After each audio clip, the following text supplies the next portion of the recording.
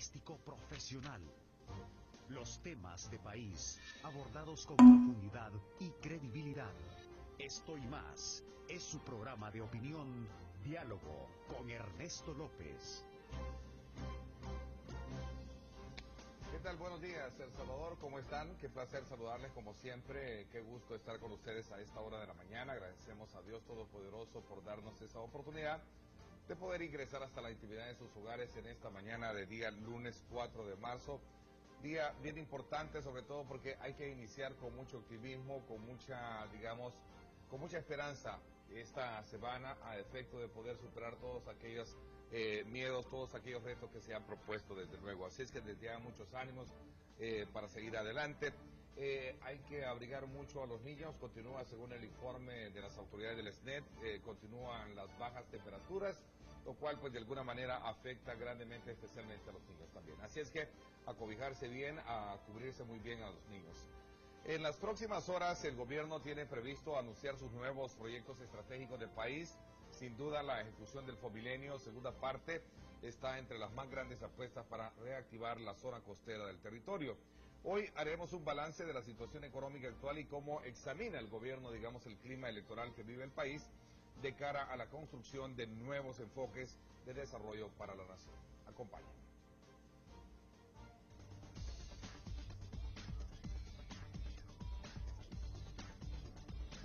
Ganar el segundo Fomilenio es hoy por hoy una de las principales apuestas del gobierno salvadoreño para generar inversión y desarrollo. De ser aprobado, la Corporación Reto del Milenio de Estados Unidos podría destinar más de $300 millones para incentivar la zona costera del país. Sin embargo, hay que esperar.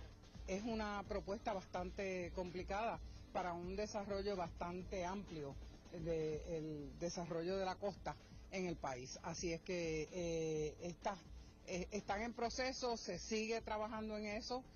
Al fin y al cabo será la Junta de Directores en sus reuniones trimestrales quien darán el aval. Con esfuerzos como este, encumbrado al avance económico y social, las autoridades adversan a FUSADES por manifestar que la pobreza subió $500 000 en los últimos 5 años.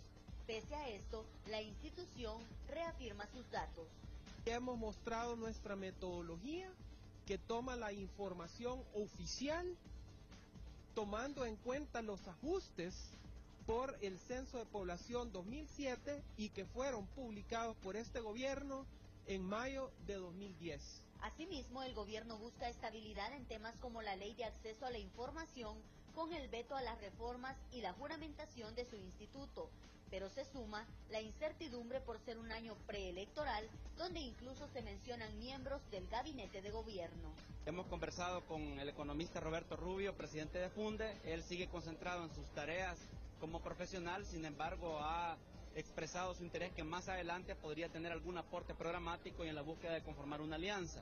También con el general Munguía Payés, quien sigue concentrado en sus tareas de seguridad pública y no pudo culminar ningún proceso con él, e igualmente con el secretario técnico de la presidencia, Alex Segovia, alrededor de una propuesta que pueda unificar una amplia alianza nacional. Sin duda, la carrera electoral para 2014 plantea un escenario interesante para los votantes, tomando en cuenta los diversos nombres que suenan como posibles candidatos. Por ello, el presidente de la República ha sido enfático que no permitirá el proselitismo entre sus funcionarios. Puede que haya funcionarios que tengan aspiraciones de formar parte de no solo de un partido político, sino que de inscribirse a un partido político para ser candidato a la presidencia o a la vicepresidencia de la República, una aspiración legítima. Si el funcionario no les aceptan, pues respeten su decisión. Y si el funcionario le acepta, pues entonces me la comunican para que inmediatamente yo le pida el cargo a ese funcionario. Así de simple. No hay medias tintas. Si bien algunos funcionarios han descartado tal participación, sobre otros continúa la expectativa. Mientras tanto, para este día se esperan nuevos datos sobre el segundo Fomilenio, como es abordado en Diálogo con Ernesto López.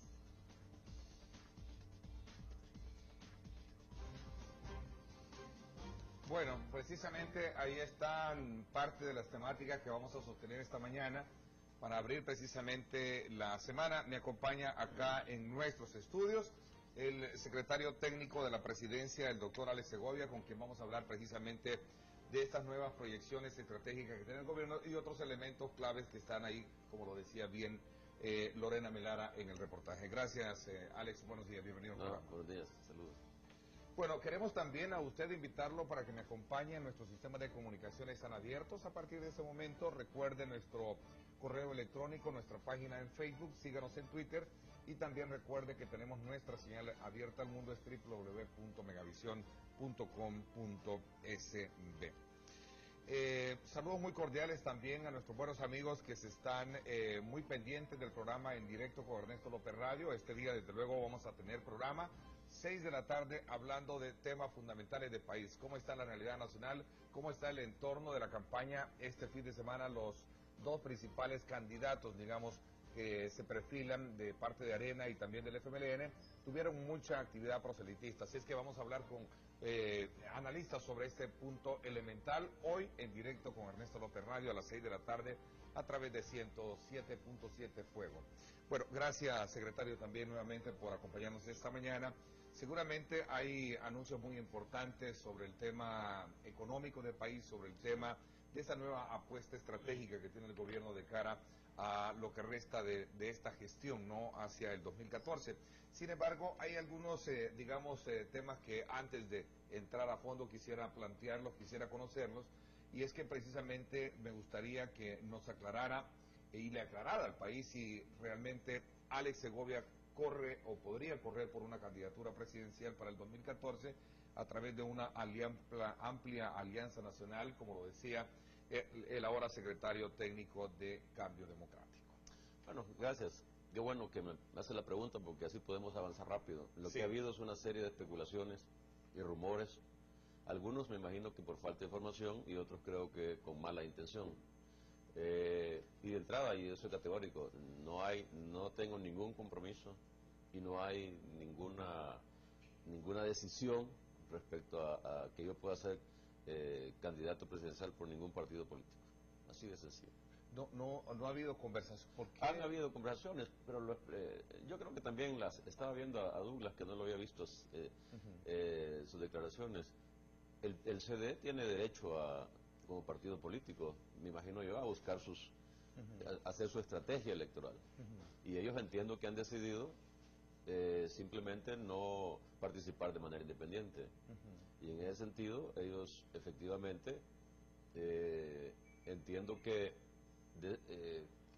seleccionaron a cuatro personas, tres funcionarios de gobierno, de hecho, que se lo comunicaron al presidente, inclusive Funes, y a Roberto Rubio, o sea, 4 personas donde ellos creen que con esas personas alguno de ellos podría ser su candidato presidencial. Pero no hubo conversaciones así. Hubo conversaciones, obviamente hablamos, y yo siempre he sido claro, una candidatura con el CD me parece que no es viable y yo no estoy interesado en eso. En realidad yo estoy con mi trabajo como secretario técnico, que ya veremos hay mucho, pero además he estado trabajando, yo creo que haya sido parte también de la confusión con el movimiento que se llama Unidad Nacional por la Defensa y Profundización de los Cambios, que aprovecho es un movimiento que surge el año pasado y que no está vinculado de ninguna manera con esta iniciativa unidad que ha lanzado el presidente Saca. Hay que aclararlo también, porque ha habido confusión con los nombres. Así que no hay ningún... Es un movimiento, es un movimiento que surge, llamémosle, de la sociedad civil, Sí. ¿verdad? Buscando de alguna manera profundizar un poco y darle subsistencia a lo que serían los cambios que se han Sí, hecho en este momento. surge el año pasado en una alianza con el gobierno ante el escenario que había el año pasado. Si usted se recuerda, después de las elecciones, sobre todo del año pasado, hubo toda una estrategia de ataque al gobierno, tanto por sectores de izquierda como derecha, diciendo en El Salvador no hay cambios, no han habido cambios. Ante esa situación, sectores sociales que tenían una alianza larga con nosotros, sobre todo aquellos que estaban en algunas mesas, hicimos consultas y dijeron, bueno, hay que crear una fuerza social para que defienda y le ayude al gobierno a profundizar los cambios.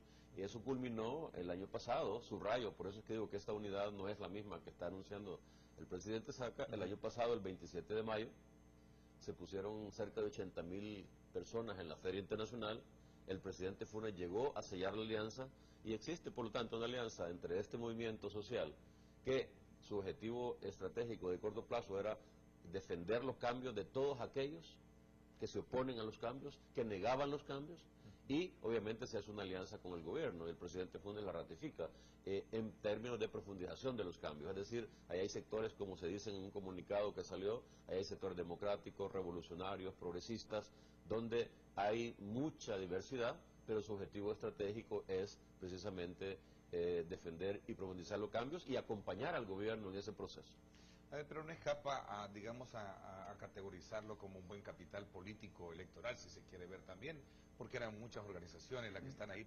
Hay muchas organizaciones y ciudadanos. Y es apetecible para cualquier partido. Me imagino que por eso hay inquietudes, pero la verdad es que inclusive el movimiento en sus principios ha planteado, publicados en septiembre del año pasado, ha planteado que es un movimiento donde tiene una mirada de largo plazo, donde su objetivo es un objetivo estratégico de contribuir al país, no solo ahora, sino que en las próximas décadas, a construir, a profundizar los cambios, inclusive llegó a plantear en algún momento a hacer el abanderado de un proyecto político nuevo en este país basado en la gestión del presidente Funes. Entonces ahí creo que si sumamos las declaraciones más mi participación en este movimiento, porque yo efectivamente he andado por todo el país, el año pasado, por ejemplo, de cerca con los sectores, pero además el año pasado presentando, usted recuerda, el año pasado sacamos un libro que se llamaba El Camino del Cambio, que yo lo coordiné como secretario técnico, y en ese sentido hemos ido a los territorios a explicarlo.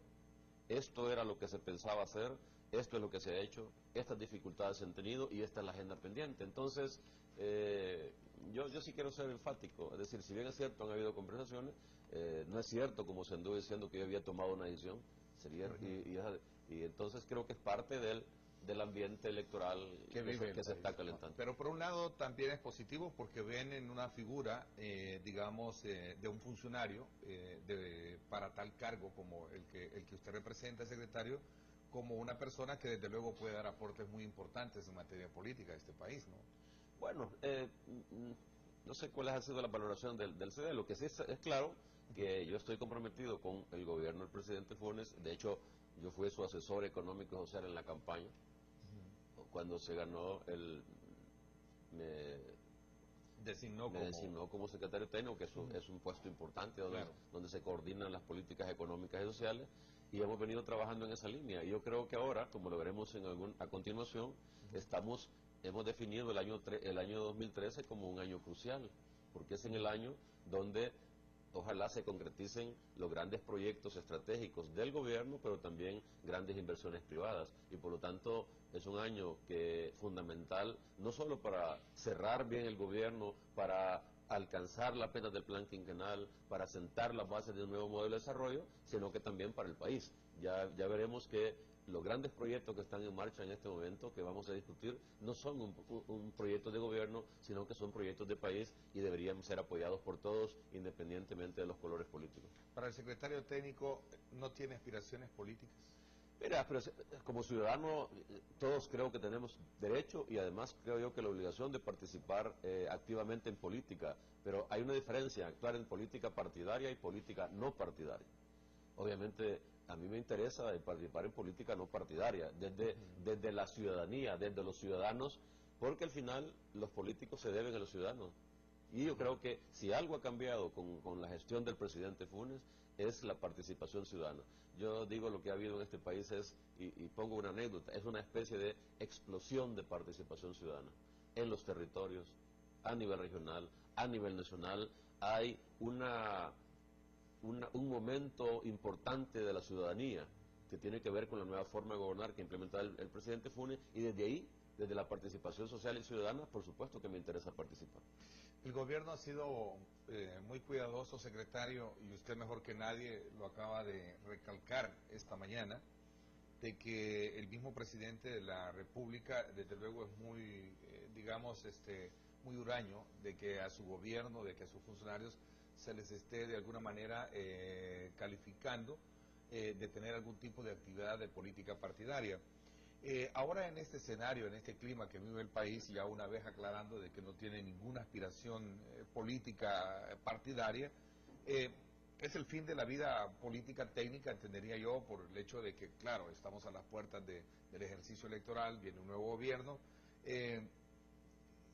¿Cuál es de los dos, cuál es el escenario propicio para que esa construcción de esos cambios que se han hecho en este gobierno puedan ser asimilados por, digamos, por el futuro presidente? Y hago esta reflexión quizá como complemento, porque en el análisis que se tiene es que precisamente hay un reacomodo de posturas de los partidos, y ahí veamos precisamente el tema del candidato del Partido Arena, que en algún momento, pues por X o Y circunstancia, ha tenido que retractarse y decir voy a asimilar y voy a continuar con los programas que se han hecho por parte del gobierno del presidente Funes, el vaso de leche, los uniformes, los paquetes electorales, por estrategia, por error político, por cálculo político electoral, no lo sé, pero lo ha dicho. Por otro lado, tenemos ya al cuarto candidato, que es el expresidente Saca, que ha dicho que él va a mantener de entrada los mismos, y el FMLN por consecuencia que de alguna manera dice, pues estos son los cambios que ha impulsado. ¿Cómo examinan ustedes ese escenario, digamos, construido por ustedes?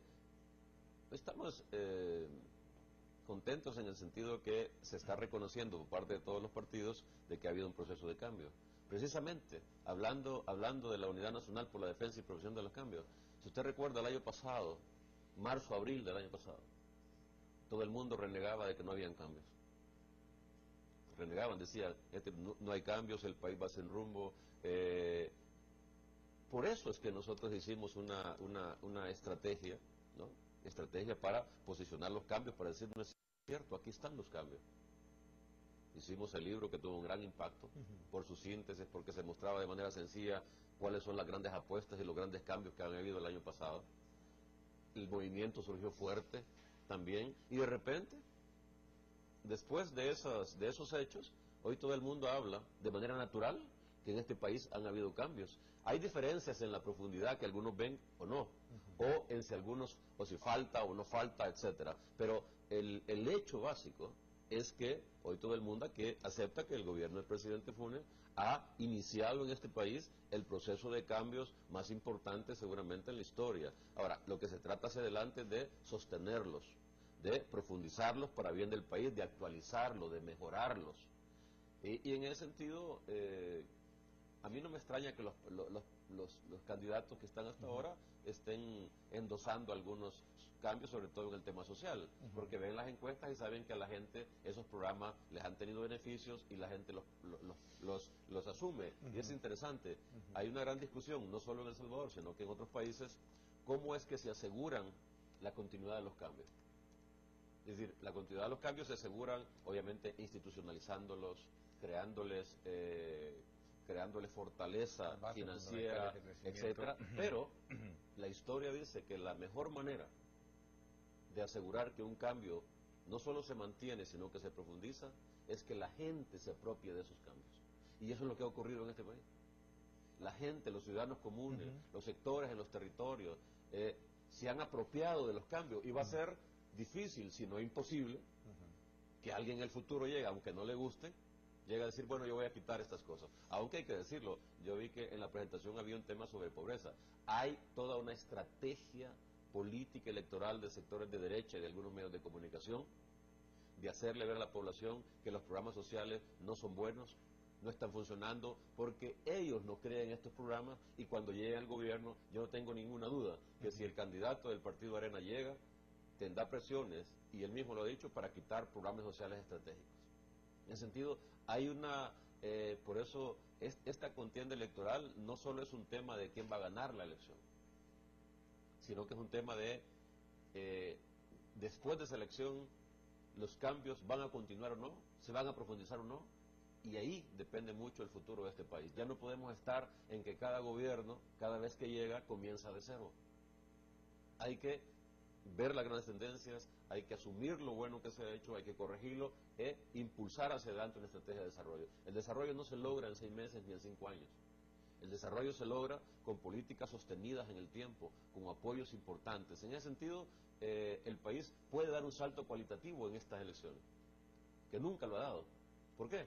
porque puede ocurrir que por primera vez parte importante de las propuestas, de los proyectos que este gobierno ha hecho y que otros inclusive han comenzado, de los proyectos estratégicos, haya continuidad independientemente de quién llegue.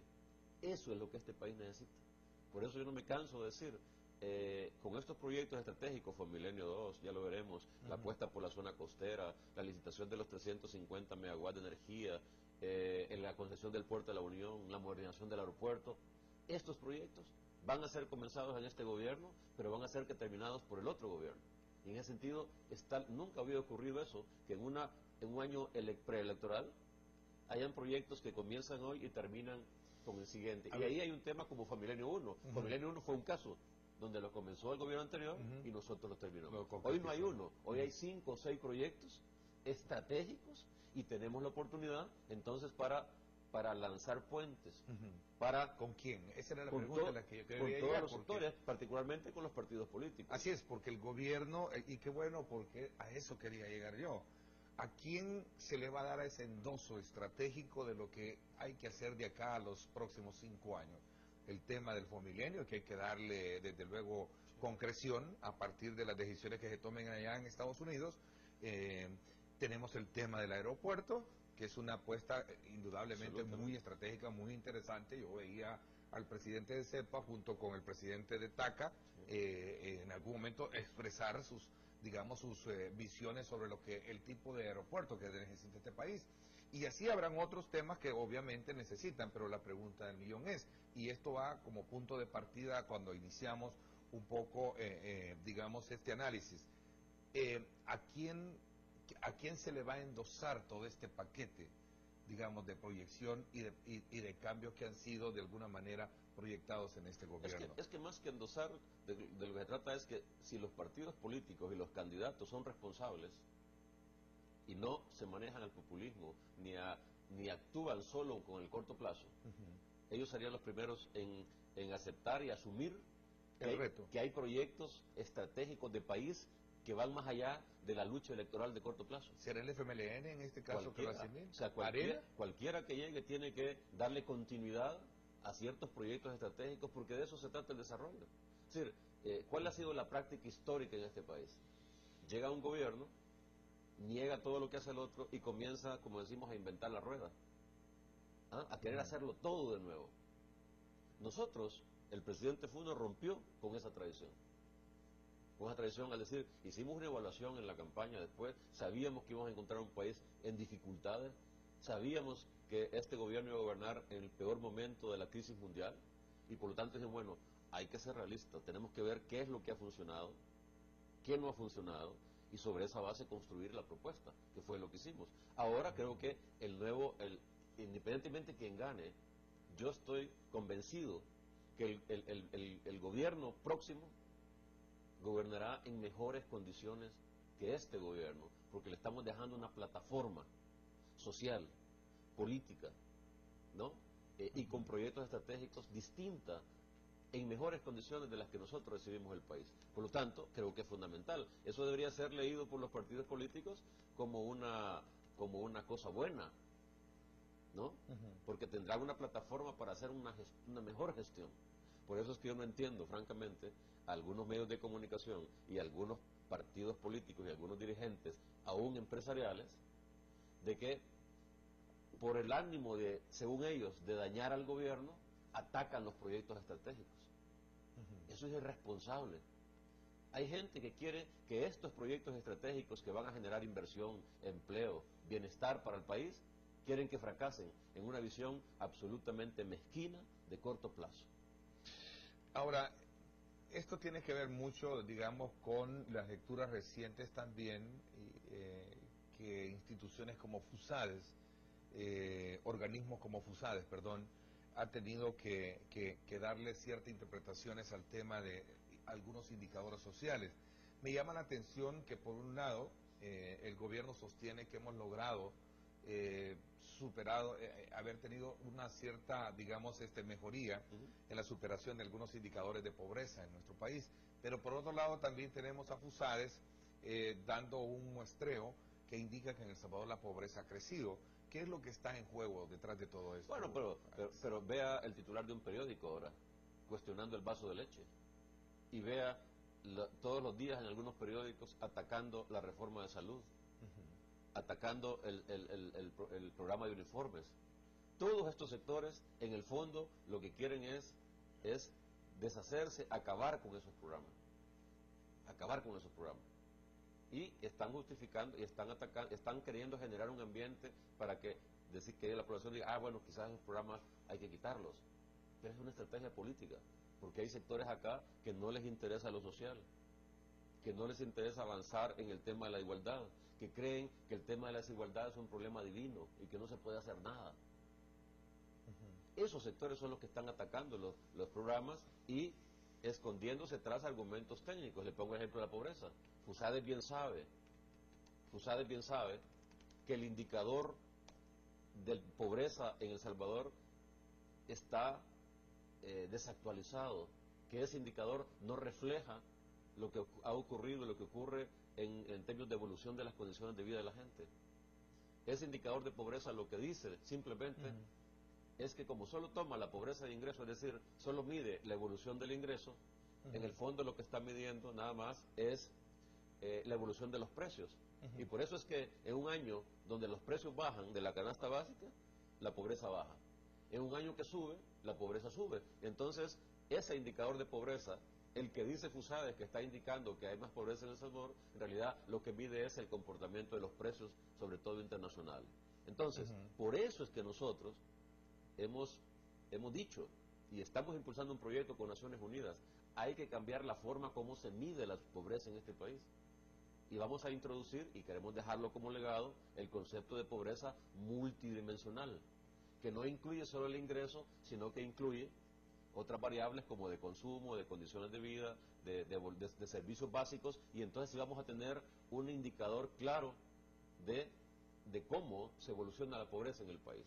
Resumiendo, existe un interés de ciertos sectores de deslegitimar, de desprestigiar los programas sociales del gobierno del presidente Funes, y yo creo que eso es importante, hay que decirlo. Ahora bien, con respecto a la pobreza puede usted un debate. Lo que no dice Fusade es que nosotros hemos hecho el cambio más radical en concepto de concepción de la política social. Yo le pongo un ejemplo.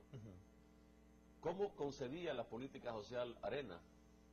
Los 4 gobiernos de Arena. La política social tiene que ser focalizada, tiene que ser solo para unos cuantos, tiene que ser solo para los más pobres de los pobres. Para eso vamos a hacer un plan de, dicen ellos, de combate a la pobreza. El presidente Saca hizo un programa de combate a la pobreza en zonas rurales, en 32 municipios, nada más. Bajo esa visión, nosotros que hemos dicho, no, la pobreza no es un problema que solo, la política social es un tema de derechos. Todo salvadoreño y salvadoreña, por ser salvadoreña, por haber nacido en El Salvador, tiene derecho a un paquete de servicios mínimos que el Estado debe proporcionarles por obligación, por ser su obligación. Y por lo tanto, para nosotros, la política social no es una dávida ni un regalo que hace el Estado a los más pobres. La política social es un derecho que la Constitución dice y hay que dársela a todos los ciudadanos. Por supuesto que hay que definir prioridades. Cuando un gobierno y un país no tiene recursos suficientes para todos, ¿por dónde se comienza? Por los más frágiles, por los que tienen más vulnerabilidades. Por eso es que nuestros programas sociales han comenzado beneficiando a la población mucho más vulnerable. Los ancianos y las ancianas, los niños y las niñas, las mujeres, los jóvenes. Y ahí vamos en una estrategia gradual de generalizar la política social. Las coberturas. Usted sabe, y esto es importante el dato, que lo sacamos el año pasado en el libro sobre el cambio. El presidente Saca, que es el que más recurrió a este tipo de programas sociales, solo tenía 2 programas sociales para la población vulnerable. El programa, el reparto, el paquete agrícola, de paquetes agrícolas, y el programa que se llamaba Red Solidaria en 32 municipios más pobres. ¿Sabe cuánto se gastó en 2008 el gobierno anterior en esos programas? 35 millones. ¿Sabe cuánto representaba con respecto a la producción? El 0.24%. Es decir, nada. ¿Sabe cuánto gastamos nosotros el año pasado? Cerca de 800 millones, que representa cerca del 4% del PIB. O sea, ese cambio... Más inversión, ha habido más apuesta... Absolutamente. A los esta que, que el gobierno anterior. Que la historia de este país. Y se ha dado una cosa importante. Este gobierno, pese a haber encontrado un gobierno quebrado por los gobiernos anteriores, un gobierno, una gestión pública, una institucionalidad que no funcionaba, aún en medio de la crisis, porque ha habido voluntad política del presidente Funes, este país ha hecho la inversión social más grande de la historia. ¿Y por qué? Porque nosotros creemos, estamos convencidos que el mercado por sí mismo, si bien es importante que genere empleo, no es suficiente para que se distribuya la riqueza de manera adecuada. Ahí hay un punto, me parece fundamental. Ahora, esa es, digamos, como esa inflexión, no lo sé, o cómo se está manejando. Quisiera de nuevo que me colocar esta información que se maneja de FUSADES, donde dice de que puso al desnudo que el gobierno utilizó una cifra poblacional de 2006, ellos usaron el censo del 2007. Ahí es donde está, digamos, como la especie digamos, el punto de partida para saber cuáles son las cifras reales, para saber que en el país hemos tenido 4 puntos porcentuales de incremento de la pobreza. Pero es que hay que entender, este indicador de pobreza, tal y como está, solo mide la pobreza por ingreso. Y lo que está midiendo básicamente no es la pobreza, sino que es el cambio en los precios de la canasta básica. Ok, entonces está hablando de un indicador diferente al tema que no refleja la evolución de la pobreza. Por eso es que nosotros hemos dicho, no solo hay que actualizar las cifras, hay que cambiar el indicador. Y por eso es que estamos trabajando, insisto, con Naciones Unidas en introducir el concepto de pobreza multidimensional. ¿No? Es un concepto que incluye otros indicadores, otras perspectivas, y entonces el país sí tendrá un indicador claro. Porque ¿para qué sirven los indicadores? Para tomar decisiones de política pública. Pero si yo tengo un indicador de pobreza como el que tenemos hoy, que un año sube 4 puntos y el otro año cae otros 4 puntos y el siguiente, que es variable, que es el que tenemos, nos sirve muy poco para tomar decisiones de política pública. ¿Por qué? Porque el indicador está malo. Solo mide una dimensión de la pobreza. Imagínense, subió el 2011, el precio internacional de todos los alimentos, ¿no? De todos los alimentos, arroz, frijol, el trigo, ¿se acuerda el aumento del pan que hubo el año pasado, el 2011? Bueno, eso, subida de los precios, hicieron que el indicador que tenemos subiera la pobreza. Yo le aseguro que este año, el 2013 y el 2012, la pobreza va a bajar con ese indicador. Porque el año pasado tuvimos los precios más bajos de la canasta básica en muchos años. Entonces, el 2012, sin duda la pobreza va a bajar. ¿Qué va a decir FUSADES ahí? Va a reconocer y van a comenzar a decir. Entonces, el problema es de fondo. Lo que hemos dicho nosotros es, el país necesita un nuevo indicador de pobreza, que refleje lo que está pasando y que no refleje, en realidad, estos precios. Sí. Ahora bien, más allá de eso, este gobierno tiene la solvencia moral para decir, es el primer gobierno de la historia que ha tomado como un eje estratégico de su acción el combate a la desigualdad y la pobreza. Y lo hemos demostrado desde los cambios en la concepción de la política social, desde la introducción de nuevos programas, desde aumento de coberturas, desde el cambio en la política de salud, y por lo tanto nosotros sí podemos decirle al país que estamos comprometidos con la reducción de la pobreza y con la reducción de la desigualdad, porque creemos que la desigualdad no es algo natural ni divino como creen sectores de derecha. A ver, antes de irnos a la pausa comercial y darle un breve repaso a la participación de la población a través del Twitter, con sus preguntas o comentarios, ¿usted secunda, secretario, digamos como la reacción del presidente Funes de considerar que FUSADES es un instrumento del partido AREN? Yo sí creo que FUSADES está en este momento alineado con una propuesta política electoral de AREN. Yo en el pasado he hecho estudios sobre FUSADES. Recuerde, FUSADES surgió en 1983. En los primeros 10 años,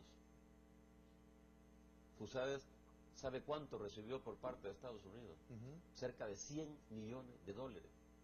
Escuche bien, 100 millones de dólares para constituirse. Fue una apuesta estratégica que surgió en la guerra para hacer un nuevo planteamiento económico de la visión que sea.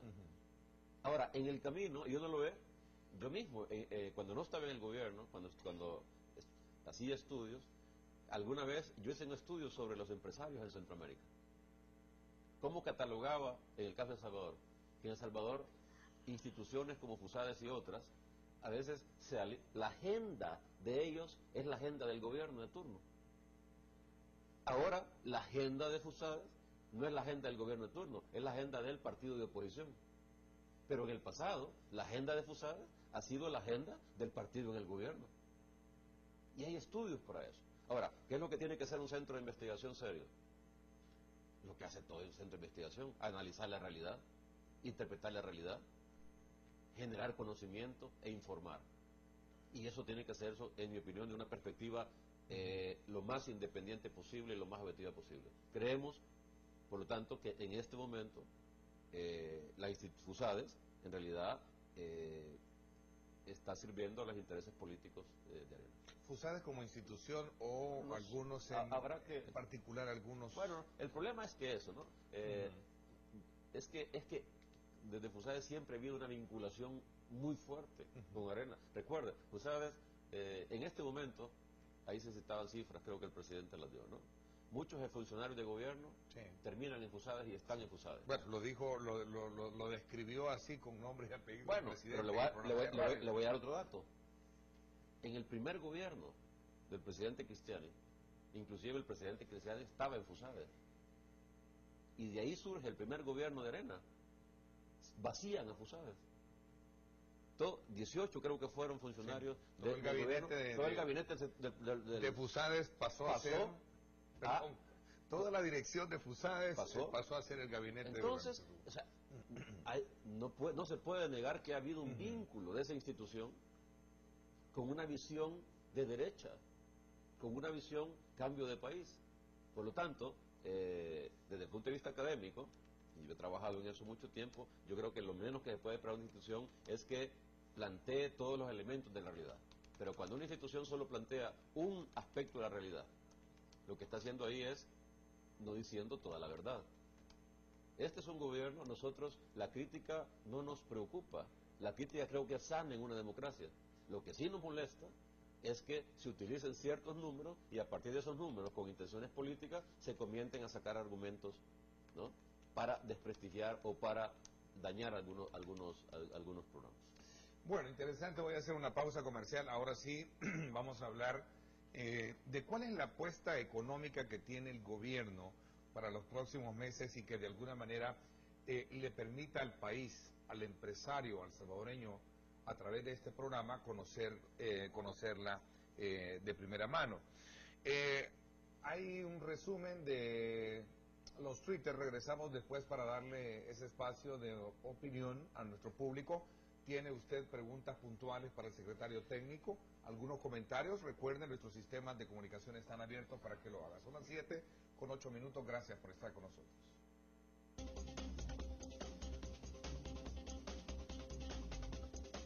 El secretario técnico de la presidencia. Sí, él no va de candidato. Los que van a ir de candidatos es Salvador Sánchez Serén y Óscar Ortiz. Saber sus propuestas que hacen para el pueblo y ver en qué pueden mejorar. Oír las propuestas de todos es bueno. Como estamos en un país libre, ¿verdad? Cada quien puede ser lo que le convenga, pues, ¿verdad? Y nosotros vamos a elegir lo que nos convenga. Por la democracia que hay en El Salvador. Y hay más posibilidades de escoger cada quien su candidato.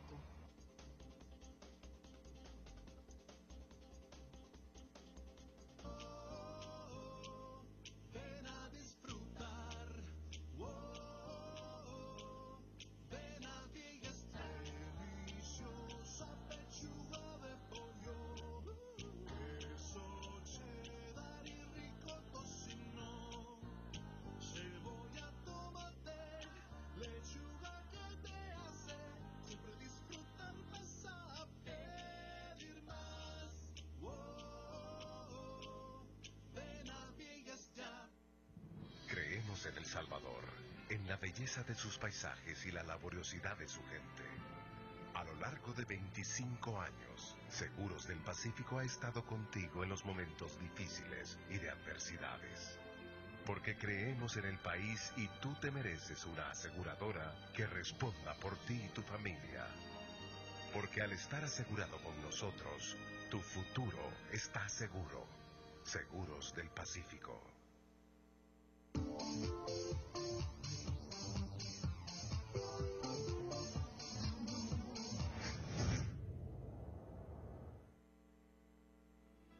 Continuamos en diálogo con Ernesto López, por cortesía de Sistema Cooperativo Financiero Fedecases. Bueno, gracias por estar con nosotros esta mañana el doctor Alex Segovia, secretario técnico de la Presidencia, hablando sobre las proyecciones estratégicas que tiene el gobierno del presidente Mauricio Funes de cara a los próximos meses y obviamente también hablando de algunos temas que tienen que ver mucho con lo doméstico, es decir, la política doméstica de nuestro país. Él ha sido claro y enfático en señalar que no tiene ningún interés de poder correr por una candidatura presidencial, tal y como se manejó la semana pasada, especialmente del secretario de Cambio Democrático, que sostenía que habían conversaciones con varios funcionarios del gobierno actual, entre ellos pues el del secretario técnico. Vamos a ver, ¿cuáles son las preguntas que usted tiene? ¿Cuáles son sus comentarios? Recuerde, somos el medio que colocamos de primera mano todos sus mensajes de Twitter en la parte inferior de sus pantallas a efecto de poder darles participación a ustedes. El único que podría asegurar, dice, los problemas sociales en el país podría asegurar los programas sociales en el país es el doctor Segovia, dice por ahí alguien, también en la opinión que nos hace esta mañana. ¿Cuáles políticas está dejando este gobierno como legado? También ese es otro punto de partida que vamos desde luego a tratarlo. Felicito al señor Alex Segovia por hablar con verdad, con la verdad a la gente, dice también el otro comentario. Doctor Segovia, sería un buen candidato que los que ya están mencionados, dice es otro Twitter que nos hacen llegar. ¿Por qué no crear condiciones políticas sociales para que haya reelección dentro de 4 o 5 periodos? Ese es otro punto también que es bien interesante, porque los costos de inversión son grandes, ¿no? Creo que Alex Segovia sería el complemento perfecto que Tony Saca necesita. ¿Se ve usted ahí con Tony Saca? No, francamente. ¿Ah? Está dentro de la lógica ya que tiene mejor perfil que el resto de candidatos, termina diciendo alguien más ahí siguiéndonos a través del Twitter. Bueno, así está el pulso, ¿no?, de la gente, sobre todo en esta primera fase de conversación que hemos sostenido para hablar sobre el tema de las candidaturas y el tema de la profundización de los cambios. Yo, solo para cerrar ese ciclo y entrar a hablar ya de la apuesta estratégica, como por ejemplo el tema de la modernización del sector transporte, recientemente también acaba de anunciarse ya la implementación del famoso sistema de transporte moderno, el CITRAN, ¿verdad?, que creo que también es otra de las grandes apuestas. Todo ese andamiaje, digamos, de organizaciones sociales construidas a través de este movimiento, ¿a quién se van a heredar? ¿Cómo ustedes concluyen su gestión y le dicen, bueno, ahí queda, ustedes examinen, o es que ustedes mismos tienen que decirle, miren, esto de construir y es un gobierno del frente que garantiza esto, o es un gobierno de arena que también promete incorporar estos cambios? Bueno, hay que ver, justamente lo que hay es un movimiento que está creciendo mucho alrededor del concepto de la defensa y profundización de los cambios y alrededor del concepto de la ciudadanía. Es que, yo insisto, la gestión hecha por el presidente Funes ha creado una especie de revolución en el tema de la participación ciudadana. La gente quiere participar activamente en política no partidaria. La gente es muy crítica de los partidos políticos. Y la gente lo que quiere es que se le resuelvan los problemas, pero también tiene visión de país. Entonces, en ese sentido, el movimiento, además, como los principios lo dije, es un movimiento que no ha sido pensado ni creado para cuestiones electorales. Ha sido creado y pensado para respaldar y para impulsar un proceso de cambio de largo plazo en este país. En ese sentido, creo que es importante, yo siempre hago la diferencia entre proceso político y evento electoral. El proceso político es una cuestión más amplia. A mí lo que me interesa es que, lo que quiero decir es que yo veo una gran madurez dentro de distintos sectores que componen esta Unidad Nacional por la Defensa y Promoción de los Cambios, porque no están viéndolo como una cuestión de corto plazo, están viéndolo con una visión estratégica. Nos dicen, ya es tiempo que los ciudadanos y ciudadanos nos organicemos y defendamos aquello que este país necesita. Hay una frase que a mí siempre me gusta citarla, de una señora en Oriente que decía, vinculada a que fue excombatiente. Ella decía, si nosotros dedicamos nuestra vida, ¿no?, a pelear por ideales, a pelear por los cambios en este país, obviamente esos ideales obviamente tienen que continuar hacia adelante. Este país necesita transformarse. Y nosotros, claro, el presidente Funes, si usted lee el plan quinquenal con cuidado, nosotros nunca dijimos que se iba a cambiar el país en 5 años. Eso hubiera sido irresponsable. Lo que sí dijimos, y que yo creo que el presidente Funes lo ha cumplido muy bien, y la gestión del gobierno es, este gobierno, aún en las condiciones más difíciles, como hemos encontrado el país, va a iniciar un proceso de transformación que permita en los próximos años tener un mejor país. Y lo hemos hecho en lo económico, en lo social, ha costado más en lo económico, en lo social creo yo que, y contestando a una de las preguntas, este gobierno va a dejar legados fundamentales en la parte social, no solo en la nueva concepción de la política social, sino que también en la filosofía de cómo se implementan los programas con participación ciudadana, ¿no?, en la cobertura de los programas, en los enfoques, pero también tenemos otros legados que es fundamental. Por ejemplo, todo el tema de género, todo el tema de derechos humanos, todo el tema medioambiental. Si uno va sumando, de hecho, uno ve que hay legado fundamental en términos políticos. El legado que este gobierno va a dejar, y ojalá que continúe, en términos de cómo se hace una gestión pública priorizando los intereses nacionales y no lo de los partidos políticos. Es primera vez en la historia que eso ocurre. Y no es para poco. Y la gente lo entiende. La gente entiende. El trabajo, por ejemplo, que nosotros hacemos con los alcaldes. No sé si usted recuerda las quejas antes de los alcaldes. El gobierno solo trabajaba con aquellos alcaldes que eran del partido en el gobierno. Si no, los marginaba. Nosotros, siguiendo instrucción del presidente Funes, ¿qué hacemos? Este gobierno trabaja para toda la gente y trabaja con todos los partidos políticos. Y hoy todos los programas, desde el PATI, ¿no?, hasta Territorios de Progreso, los trabajamos con todas las fuerzas políticas que están gobernando en los territorios y conversando con la gente. Entonces, los legados son muchísimos. De lo que se trata es entonces de cómo se le va a dar continuidad y profundización a este proceso. Ok, ¿cómo asegurar esa continuidad de estos procesos de cambio? ¿Cómo impulsar nuevos proyectos que son los que ahí están? Si las finanzas del Estado, en algún momento algunos economistas creen que no es muy alentadora. Arena, por su lado, tiene un discurso quizás un poquito más, digamos, tajante, sostiene que las finanzas del actual gobierno están, desde luego, a cero. ¿Es esto, de alguna manera, válido para pensar de que quien asuma esa tarea de poder impulsar nuevos proyectos en el próximo gobierno deberá impulsar una reforma profunda en materia fiscal en el país para tener una mejor recaudación? Yo espero que la gente, y de hecho el movimiento, la gente que está en el movimiento ciudadano, lo ve claramente. Aquí los políticos y el país realmente tiene memoria corta. Y yo creo que tenemos que comenzar a recuperar la memoria histórica. Arena dice que la situación fiscal, y algunos analistas dicen que está peor que cuando nosotros comenzamos. Yo quiero recordarle a Arena y a todos estos analistas supuestamente independientes que el gobierno del presidente Funes, el 1 de junio del 2009, recibió un gobierno con un déficit fiscal de 6.3% de la producción nacional, el más grande desde la guerra. Esa fue la herencia del gobierno anterior. Más de 1.200 millones de dólares en déficit. Solo había para pagar 2 meses de salarios. Instituciones que ni en caja tenían dinero.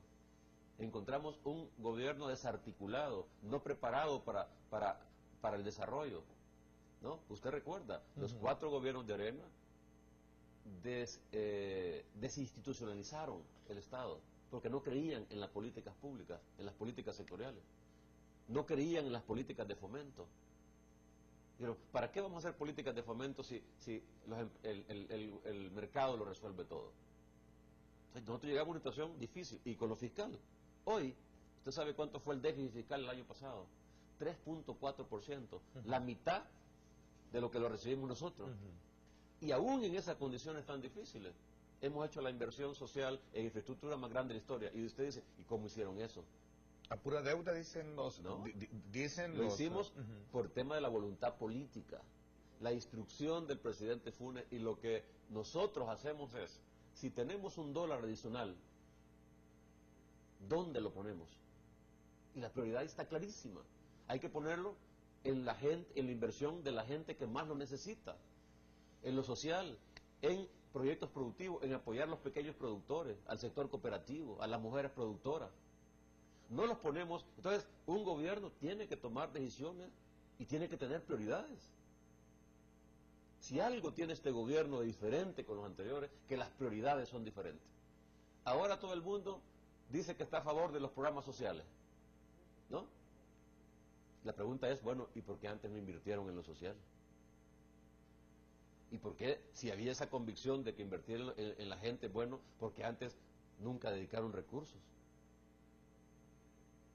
Entonces, hay que ser consistente con las convicciones que uno tiene, pero también con la forma de actuar y con las políticas públicas. Este gobierno ha sido totalmente consistente. Desde el primer día, desde la campaña, el presidente Funes definió prioridades y las hemos seguido teniendo. Y hay que recordar también, no solo recibimos el país en el peor momento posible para hacer cambios, sino que hemos tenido 4 eventos climáticos que nos han significado pérdidas enormes. Usted recuerde, solo la tormenta E12 causó pérdidas por más de 1.200 millones de dólares, solo una tormenta. A los 4 meses de haber llegado al gobierno, tuvimos la tormenta Ida. Y mire ahora, hablando de legados, El Salvador tiene el mejor sistema en América Latina de prevención de desastres.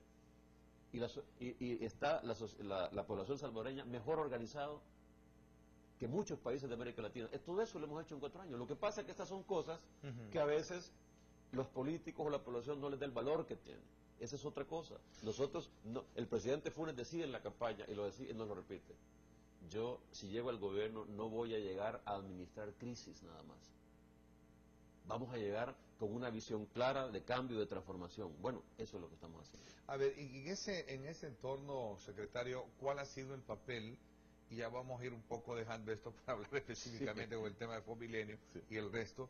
¿Qué papel ha jugado el sector privado, especialmente aquellas gremiales, que en algún momento han mantenido, digamos, un papel mucho más álgido de discusión y, digamos, de enfrentamiento con el gobierno? Si en este caso hablamos de que el país ha tenido, digamos, una apuesta muy importante de crecimiento, hemos superado un poco el tema de pobreza, ¿cómo entender entonces la posición del sector privado en este entorno? Es por lo mismo, ¿no? Este país viene de una cultura de confrontación, donde las cámaras empresariales, dependiendo quiénes son los dirigentes y dependiendo los vínculos que haya con partidos, así se comportan.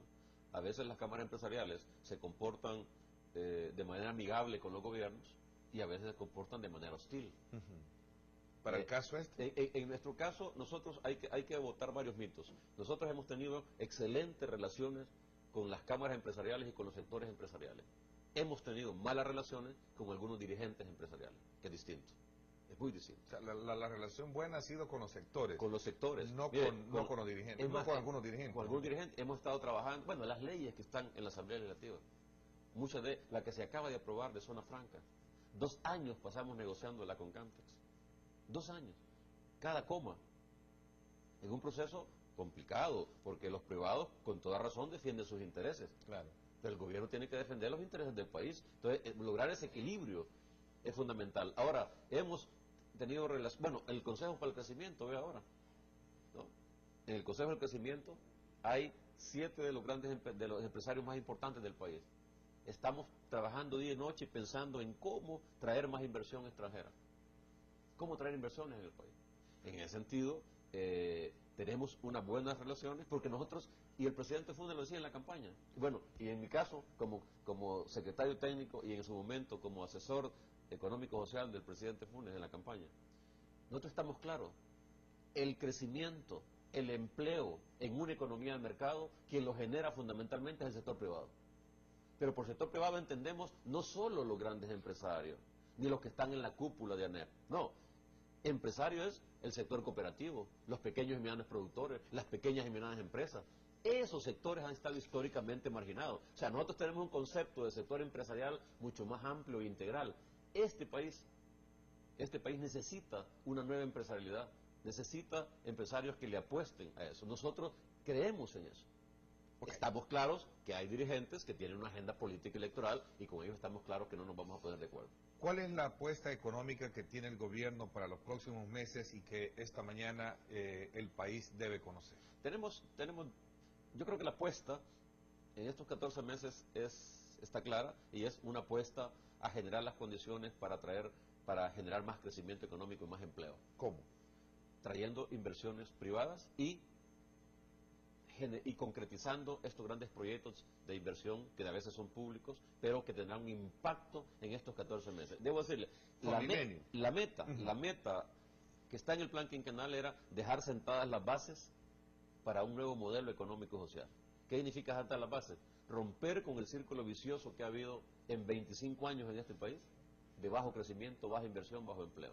Hoy están, por aquello de las casualidades de la vida, el 2013 se convierte en el año crucial para el país y para el gobierno en este tema. ¿Por qué? Porque se concretizan, los planetas se ponen en línea y los principales proyectos se ponen en ellos. Uno de ellos es Fomilenio 2. Fomilenio 2 es fundamental porque nosotros lo vemos como un proyecto que de concretizarse, y va bien, va a ocasionar dos cosas. Va a ocasionar un ambiente de confianza en los inversionistas que esta vez el gobierno y el país le está apostando al desarrollo de la zona costera, cosa que nunca ha ocurrido. Pero también va a generar, que es lo más importante, que es lo fundamental en una perspectiva estratégica, va a atraer mayores inversiones privadas. Es decir, Fomilenio todavía estamos negociando el monto. Va a ser importante. O sea, pero el Estado al que llegado es positivo ahorita. Yo le invierto ahora, pero creo que esto, pero la apuesta para Fomilenio no es el monto mismo de Fomilenio. No, la apuesta es que con ese proyecto y otros, la idea es que eso permita atraer inversiones privadas masivas. Y ahí tenemos las buenas noticias.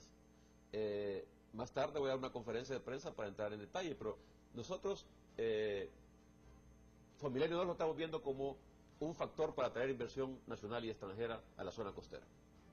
Como parte del proceso de elaboración de la propuesta de Fomilenio, hace algunos meses lanzamos una iniciativa a los inversionistas, un llamado a los inversionistas, para que presentaran proyectos que ellos piensan desarrollar en la zona costera o en todo el país en los próximos años.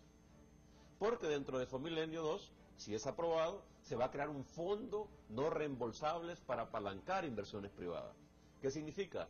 Que si un inversionista tiene planeado desarrollar un hotel o un complejo logístico en la zona costera, que tiene el dinero para invertir, pero no tiene dinero para el acceso a la calle, para la capacitación, para plantas de tratamiento, puede perfectamente pedirle a este fondo, ¿no?, a este fondo para que le financie esa parte. Y el día 1 de marzo terminó la convocatoria de expresiones de interés. Y yo estoy particularmente satisfecho porque fíjense que se presentaron solicitudes al fondo de 46 inversionistas. 46 inversionistas. Han dicho, yo tengo interés en desarrollar proyectos en la zona costera y en el país y le pido al fondo esto. Esos 46 proyectos suman, mire cuánto, más de 450 millones de dólares, que no son los fondos de Fomilenio, son fondos privados que vendrían a desarrollarse en la costa. Y le están pidiendo al fondo apoyo por más de 200 millones. Y cuando nosotros habíamos previsto un fondo solo de 45 millones. ¿Qué significa? Que la demanda potencial que hay de inversionistas para que se les apoye para hacer inversiones es mucho más grande de la que pensábamos. Y ahí hay proyectos, desde grupos empresariales grandes del país, que quieren desarrollar proyectos, hasta proyectos pequeños de cooperativas, de pequeños empresarios. ¿Qué es lo que digo con esto? Fomilenio 2, los proyectos que se van a desarrollar en Fomilenio 2, que por cierto ya pasaron el penúltimo filtro, el día 6 de febrero, ¿no? El Comité de Inversiones de Fomilenio le dio luz a los principales proyectos, fueron aprobados, le dio luz para que sigamos trabajando.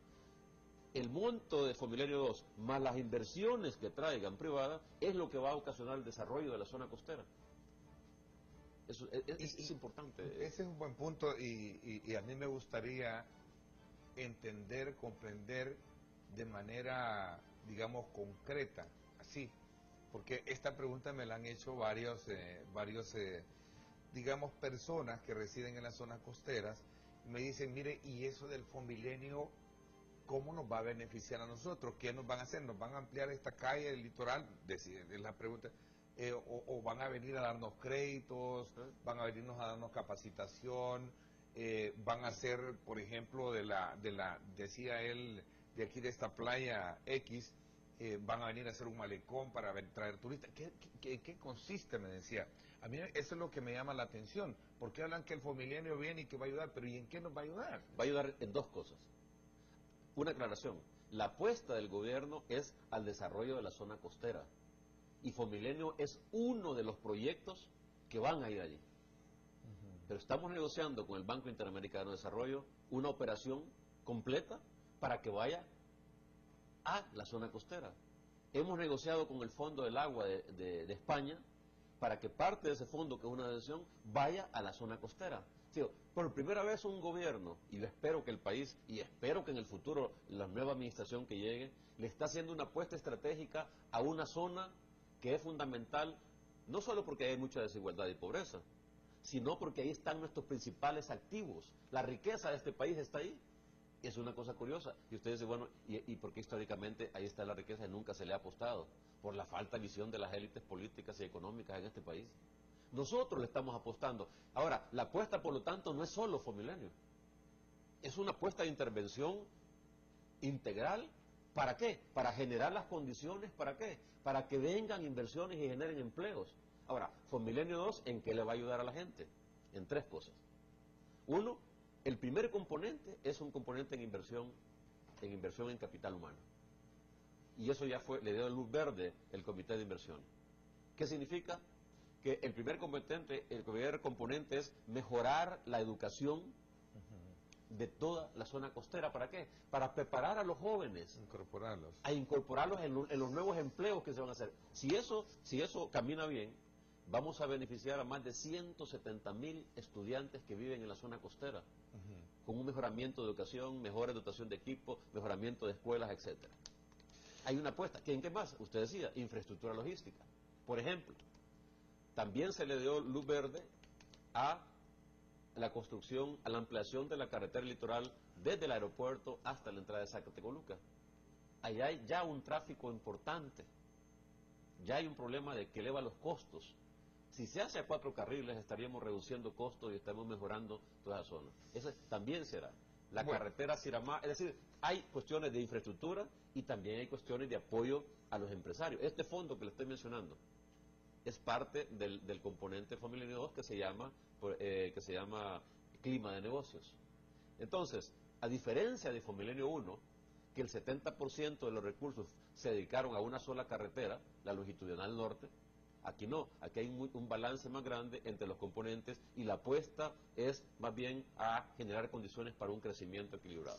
A ver, voy a hacer una pausa comercial, creo que nos queda claro, esta es una apuesta, tenemos el tema del aeropuerto. ¿Qué es lo que se va a hacer del aeropuerto internacional? También es el otro tema que me parece que es bien importante. El anuncio de esta mañana tiene que ver solo con Fomilenio o de todas las apuestas estratégicas. No, vamos a aprovechar para actualizar sobre todos los proyectos, pero vamos a centrarnos en Fomilenio 2 porque hay mucha expectativa y vamos a dar resultados concretos para informarle a la población, no solo en la zona costera del país, que es un proyecto que va por buen camino, que ya está generando condiciones adecuadas y que tenemos que finalizarlo bien. Ojalá este año. Ok, interesante. Vamos a una pausa comercial. Hay muchas preguntas, a la sección de preguntas que la vamos a trasladar. ¿Cómo está la situación de venta del terreno de 65 manzanas del Icacal? Que ese es otro de los temas que tiene que ver con, con esta apuesta de desarrollo. Voy a una pausa comercial, no me cambien, regresamos.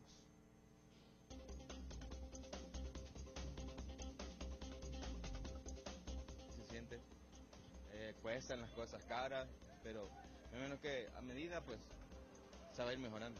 Con los cambios que se están viendo, pues hay una esperanza, ¿va? Sí, de que puede mejorar. El arroyo ha hecho un gran daño ahí en el país y no se ve por dónde podamos salir adelante, creo. Nos hace falta quizás también un poco de iniciativa del pueblo. Ya regresamos a Diálogo con Ernesto López, por cortesía de Sistema Cooperativo Financiero Fedecases. Este martes, el amor cautivo. Sé perfectamente que tienes algo que ver con mi hija. ¿Dónde está? Ya le dije que... ¡Vanessa! Mamá.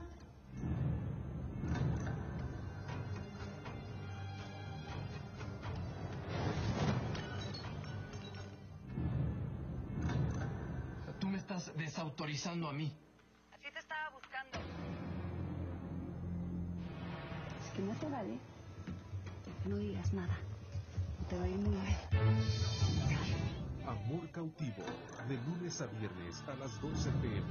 20 años. Grupo Megavisión, cerca de ti. La siguiente sección es por cortesía de la Universidad Francisco Gavidia. Tecnología, innovación y calidad. Bueno, gracias por estar con nosotros a esta hora de la mañana. El tema del aeropuerto es otro componente clave que me parece que viene siendo como parte de esa bandera que quiere de alguna manera el gobierno impulsar como parte de una inversión profunda. ¿En qué consiste Es fundamental. Y ahí sí creo que se está generando un consenso nacional. Es decir, hay claridad y hay, creo yo, acuerdo de que El Salvador tiene una ventaja competitiva y comparativa con respecto a otros países de la región para hacer acá un clúster aeronáutico para desarrollar servicios logísticos. Pero eso pasa por la modernización del puerto, de los puertos y el aeropuerto. Es por eso que dentro de los proyectos estratégicos tenemos la concesión del puerto de la Unión y la modernización y ampliación del aeropuerto internacional de El Salvador. Ahora, este gobierno ya va a comenzar la licitación para comenzar la modernización del aeropuerto. El presidente de CEPA se ha comprometido a dejarlo ya modernizado. La ampliación, la idea es hacerlo a través de un asocio público-privado. Será otros gobiernos que tengan que hacerlo. Pero la inversión, lo que se ha calculado que se puede invertir en la modernización son alrededor de 75, 80 millones de dólares. La Asamblea aprobó la titularización por parte de CEPA y en 7 minutos se colocaron recursos importantes de 50 y tantos millones. O sea que CEPA ya tiene los recursos para comenzar a modernizar el aeropuerto. Ahí hay que romper otro mito. El aeropuerto que hace 15 años era el mejor aeropuerto centroamericano se ha convertido ahora en de los más atrasados en términos de modernización. ¿Y usted sabe por qué? Porque hasta este gobierno, en 15 años, los gobiernos anteriores no le invirtieron. No le invirtieron. Imagina qué falta de visión de país. Por eso es que yo siempre digo, hay que ser consistente. Hoy están diciendo que lo van a hacer todo y en el pasado no lo hicieron, en mejores condiciones económicas. Por eso digo, nosotros estamos sentando precedentes y estamos demostrando, el presidente Funes, que estamos gobernando con una visión de país, porque ya me ha dicho gente, mire, ¿y ustedes por qué se preocupan en modernizar el aeropuerto o en Familienio si ustedes ya van a salir y ya no van a salir beneficiados? Esa es la visión que hace daño. Y que la pregunta no sería mejor por qué al inicio no se hicieron esas apuestas y por qué hasta ahora que ya van hacia afuera. Porque ha tardado muchísimo en armar las condiciones. Le pongo el puerto de la Unión. O sea, no se ha logrado. El puerto de la Unión ya fracasó una vez en gobiernos anteriores. Encontramos un proceso contaminado con muchísimos problemas que alguna vez hay que hacer un análisis de qué fue lo que ha pasado ahí. Ahora, hoy estamos, bueno, nosotros como gobierno decimos, no, es difícil, pero tenemos que hacer los intentos porque al país le conviene. La otra inversión que ya entiendo que estamos terminando, la inversión Este año puede concretizarse la inversión más grande en energía de la historia de este país. Ya estamos en el proceso de licitación de los 350 megawatts de energía, que la inversión que ahí se va a hacer... 350 megawatts. ¿Con quién? Vamos a licitarla, ya estamos en el proceso. La inversión que se va a hacer ahí, ¿sabe cuánto es? 900 millones de dólares. ¿Con qué? ¿Qué Ya tipo de energía o qué tipo de inversión? Se acepta todo tipo de energía, las propuestas, excepto aquella por búnker, porque es la más cara, que es la que no tenemos. Y es la contaminante. A ver, aprovechemos, ¿le parece? Por favor. Aprovechemos ya el contacto con otro segmento bien importante de audiencia en el país, a través de Radio 102.9. Ya está ahí, Tony. ¿Cómo estás? Hoy estoy Buenos días. solo, Neto.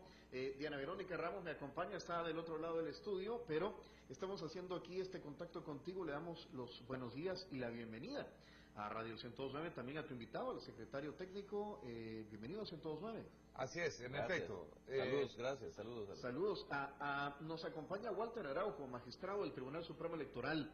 Hablando de inversiones, es importante saber, Neto, que todavía no hay dinero para las elecciones, ¿verdad? Bueno, interesante porque de eso estamos hablando también. Walter, saludos cordiales. Buenos días, Neto, buenos días al secretario técnico, siempre esperando pues colaborar con ustedes. Así es. Yo le quiero preguntar al secretario, al final pues está mencionando mucho, yo me imagino ya se lo preguntaste, Ernesto, pero para la audiencia de Radio 102.9, ¿será que se mete ya en el tema político partidario con una candidatura? Se mencionó con el CD. Ahí dicen que se ve bien a la par en la fórmula con Tony Saca, decía alguien. Bueno, yo no sé, nos dirá él. No, qué bueno, gracias por la pregunta. Ya lo aclaramos al principio aquí con Ernesto, no hay ningún interés de participar en política partidaria. Claro, no hay ni hoy ni después. Hubo conversaciones, en algún momento lo sostiene él, pero no va más allá, obviamente, de un comentario, de una plática, y desde luego no hubo nada concreto, ¿no? De decir, miren... Una candidatura con el CD unilateral, en ese sentido, nunca estuvo planteada, jamás se ha aceptado, y por tanto hay que desmentir los rumores que inclusive se decía que hoy había aceptado la candidatura, y es más, se decía que le iba a lanzar desde aquí desde esta entrevista. O sea, sí, puro rumores realmente. Porque aquí estaba ya listo para anotar otra candidatura, Walter Araujo, en el Tribunal Supremo Electoral. A ver, yo le quisiera, estábamos entrando en el tema para preguntar cómo está esta gestión y las negociaciones para lograr financiamiento para todos los eventos electorales, tomando en cuenta que ya van atrasados en el calendario. Sí, gracias, Tony, y aprovechando la presencia de Alex en el programa de Neto, yo creo que es de vital importancia, y esto es urgente, es una medida ya digo yo, en límites que rayan con la desesperación por parte de las autoridades electorales del Tribunal Supremo Electoral. Es necesario contar con los recursos. Yo he hecho un llamado en lo personal, el tribunal lo va a hacer en lo institucional, en el nivel unánime de la visión del Tribunal Supremo Electoral, para empezar a presionar y a pedirle a la Asamblea Legislativa la aprobación de los fondos. O sea, ya la crítica partidaria, las visiones políticas de qué pasó, qué se hizo, qué no se hizo, ya no es importante para la democracia salvadoreña. Yo creo que lo fundamental es, si hay un recurso disponible en las arcas del Estado, una disponibilidad de fondos, hay que hacer uso de ellas. Ya no hay que andar con más dilaciones. El tribunal ha sido muy claro en sus necesidades. El ministro de Hacienda tiene los requerimientos del TSE y lo que debe de procederse es a aprobar estos fondos. Coincido con la posición de Walter, un saludo. Y nosotros estamos claros en eso. Hemos hecho una propuesta, sabemos que hay atrasos y sabemos que es importante que las elecciones se desarrollen bien, pero en este momento y desde hace meses la decisión y el hecho político, ¿no? Que es el que está impidiendo el traslado de esos recursos, es la posición del Partido Arena. Yo creo que es importante, hay que pedírselo a quien haya que pedírselo. Exactamente. Y yo, Alex, en esto el llamado es de solidaridad, de responsabilidad. No podemos estar dándole tiempo a esto del proceso electoral. Vienen las licitaciones, viene todo el componente más fuerte y duro para el Tribunal Supremo Electoral. La elección culmina con el día de la votación, pero el proceso es fundamental, y yo aquí a los amigos diputados de Arena, de la fracción de Arena, sí pedirles la flexibilidad, la madurez y la responsabilidad para con la democracia salvadoreña. Okay. Interesante. Walter, pero es tu propio partido el que está de alguna manera pues interfiriendo en esto. ¿Cómo has hecho tú dentro de las mismas estructuras de tu instituto político? Yo pido esto con una responsabilidad que tengo como magistrado del Tribunal Supremo Electoral. A mí Arena me propuso ante la Asamblea Legislativa para trabajar por los procesos electorales, por el electorado en general, por la ciudadanía, y por eso mi responsabilidad, yo juré cumplir y hacer cumplir la Constitución y las leyes de la República. Yo no estoy sino haciendo un llamado desde la trinchera que tengo en este momento de mi responsabilidad como funcionario público. Ok, interesante. Creo que vamos a estar en la expectativa de correr por abordar ese tema que me parece que es urgente. Es decir, no podemos estar improvisando a última hora con fondos cuando sabemos que ese andamiaje de construir todo un proceso de montaje de elecciones no es fácil, ¿verdad, Walter? Para nada y es urgente. Ok, interesante. Saludos, Walter. Bueno, saludos Ernesto, el secretario también. Pues lo vamos a invitar ya en futuros programas aquí en Radio 102. Será un gusto. Hasta luego. Tiene temas muy importantes, buenísimos, por supuesto. Que habría que ver, porque el país necesita de eso, de nuevas apuestas, ¿verdad? Así es. Muchas gracias, Ernesto. Hasta luego, feliz semana. Yo también, me voy a una pausa, hay muchos mensajes, el vaso de leche, los uniformes, dice Omar Chaín, son buenos programas sociales siempre y cuando existan fondos para seguir con esos programas. Gaviones de El Salvador nos escribe y dice, las cifras hablan, hay más pobres que antes, no se puede regalar lo que no se tiene, dice, en algún momento se ha olvidado a sectores que tradicionalmente no comulgan con tendencias de izquierda. ¿Qué pasó con el Banco de Fomento? Pregunta también el amigo que nos escribe. Ya yo recomiendo al frente que a Alex le den uno de los principales puestos para la nueva presidencia, ya que es un buen trabajador para el pueblo y eso lo ha demostrado, dice también Jaime Vázquez a esta hora de la mañana. De alguna manera, dice acá también Abel Osorio, la verdad no se entiende cuál es la finalidad, dice, yo en lo personal tomo como un insulto a mi inteligencia o a lo mejor soy yo solamente el que mira la situación de El Salvador de una forma distinta a como se está manejando, no entiende, dice, la finalidad de esta entrevista, no lo sé. Qué lástima, porque al menos a mí me queda bien claro, primero, de las nuevas apuestas que tiene el gobierno, de los puntos aclarados sobre el tema de la candidatura o no, de cómo puede asimilar el nuevo gobierno todos estos programas que ha impulsado la administración Funes. No sé al amigo que le pasó, quizás no nos vio o está dormido que no entiende la finalidad de esta entrevista. Dice. Bueno, vamos a ver, doctor Segovia, después de darnos cuenta lo difícil que es quitarle al tigre una presa que ha devorado por siempre, dígame sinceramente qué es en esencia lo que más ha obstaculizado la gestión económica del gobierno del presidente Funes. Un buen punto de partida para cuando regresemos también parte de las opiniones que nuestro público está haciendo a esta hora de la mañana. Una pausa, regresamos. Esta sección fue presentada por cortesía de Universidad Francisco Gavidia. Tecnología, innovación y calidad. Este martes, en Cosas de la Vida. Que por ser madre soltera, la tachan de mala mujer. Mi hijo ha cambiado mucho. Ella lo malaconseja. Ivonne, ¿por qué estás con Christopher? Realmente. Porque la amiga no me da dinero ni me ayuda en mis medicinas. Ah, entonces su bronca es que no le da dinero. Entonces ese es su coraje. No te metas en mi vida. Porque hay una cámara donde le estás pidiendo dinero ¿a quién? ¿Necesita más dinero? Ah, como más dinero ya. Y ahí está, te lo estamos pidiendo. ¿Cómo estás, Carlos? Cosas de la Vida, de lunes a viernes a las 2 p.m. 20 años. Grupo Megavisión. Cerca de ti.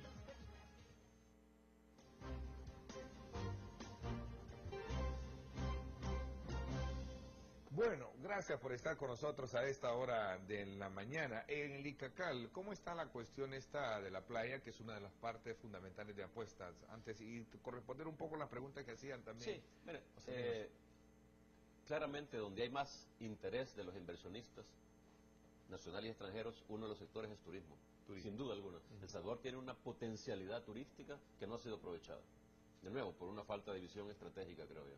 Entonces, el tema del Icacal es un bien público, digamos, es un activo público, ¿no?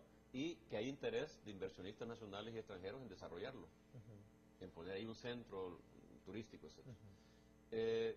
Por esa razón, el gobierno ha enviado a la Asamblea Legislativa, ¿no?, un proyecto de ley para que la Asamblea, porque así está, así debe ser, no puede ser de otra manera, a la Asamblea apruebe la venta de esa propiedad del Estado, y después hay que hacerla a través de un proceso de licitación transparente que apliquen distintos actores. Esto me recuerda mucho el tema de Celia Enel, que no pasó por ahí, que ese es un punto. O sea, el gobierno no quiere asumir una venta de un bien del Estado a privados si no es la Asamblea Legislativa, como debería de ser. Es que así dice la Constitución.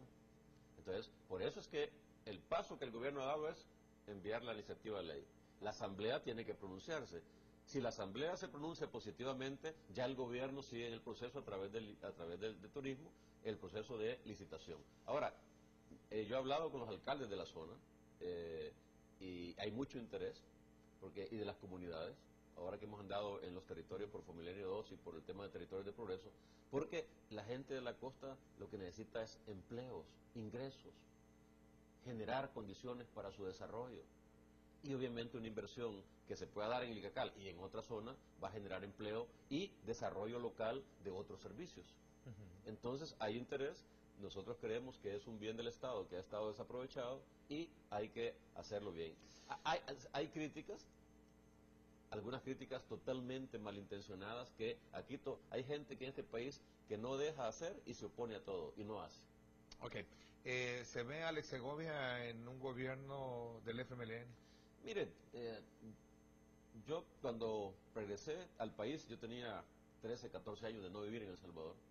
Cuando el presidente Funes me hizo la oferta de que si lo acompañaba como asesor económico social en la campaña, yo ahí tomé una decisión fundamental, y es que yo creo que los intelectuales, los académicos, lo que hemos tenido tenemos la posibilidad de ayudar al país, hay que ayudarle de todas maneras. Así que la gestión pública es buena hacerlo. Por lo tanto, yo seguiré colaborando en el futuro, desde donde yo crea que lo puedo hacer mejor. Ok, interesante. Hola, buenos días. ¿Su nombre? ¿De qué lugar nos llama? Buenos días, les saluda Salvador Sandra y Néstor. Sí, preocupado por las declaraciones que está haciendo el secretario técnico de la Presidencia, por este motivo, porque yo tengo familia en Canadá que no vienen acá, prefieren ir a Europa, a Francia y todo, y no venir a El Salvador porque el vuelo es demasiado caro. Okay. Y aquí hay bastantes millones y millones de salvadoreños que no vienen acá, y cómo está hablando él que el turismo es tan rico, si no se está pensando contra ¿cómo se llama?, el turismo de El Salvador. Yo quisiera que nos explicara o que diera una reflexión esta mañana qué está sucediendo con la ley de los cielos abiertos. Okay. Buen punto, muchas gracias, le agradezco. El tema de la ley de cielos abiertos, un buen punto. ¿Qué posición tiene el gobierno con respecto a ese tema que se esperaba que fuera punto de honor para haber cambiado ese nosotros estamos a favor de que haya una política de cielos abiertos en El Salvador. De hecho, El Salvador efectivamente tiene en algunas rutas tarifas de las más altas del mundo. Y en ese sentido es parte de las cosas que hay que corregir para incentivar el turismo. El turismo es la industria más difícil de generar un ambiente adecuado, porque hay que generar seguridad, infraestructura, recurso humano calificado, costos bajos. La energía, mire, la energía en la zona costera es de mala calidad. Si usted ve, cada fin de semana y en vacaciones se va casi todos los días. Claro. Imagínense cuando vengan 5 o 10 hoteles o empresas a instalarse ahí. Si no hacemos inversiones para mejorar la calidad de la energía, habrán problemas. Por lo tanto, a eso me refiero. Nosotros estamos haciendo una apuesta integral. Estamos viendo, hemos hecho diagnósticos, decimos, ¿qué es las cosas que falta que hacer para generar un ambiente que atraiga inversiones? La modernización del puerto, del aeropuerto, todo esto es parte de esta estrategia que debe ser parte del país y no solamente de un gobierno. Bueno, son las 7 de la mañana con 58 minutos, el tiempo se nos fue. Creo que nos ha quedado bastante clara, digamos, cuál es la nueva apuesta, cuál es la nueva visión y sobre todo también cuál es la lectura que tiene este gobierno de cara a este clima electoral que es muy incidente en la definición de política. Yo creo que nos ha quedado claro y era el propósito de poder conocer de primera mano, bueno, estas son las apuestas, esto es lo que nosotros creemos que se debe desarrollar y pues son los salvadoreños los que al final tienen la última palabra. Secretario, gracias por haberme acompañado esta mañana. Gracias y un saludo a todos los televidentes. Gracias. Por mi parte, eso es todo por hoy. Pásenla bien y como siempre recuerden lo más importante, amar a Dios sobre todas las cosas.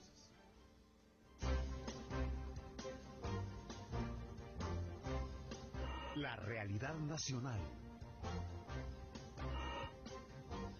Con análisis periodístico profesional. Los temas de país abordados con profundidad y credibilidad. Esto fue Diálogo con Ernesto López.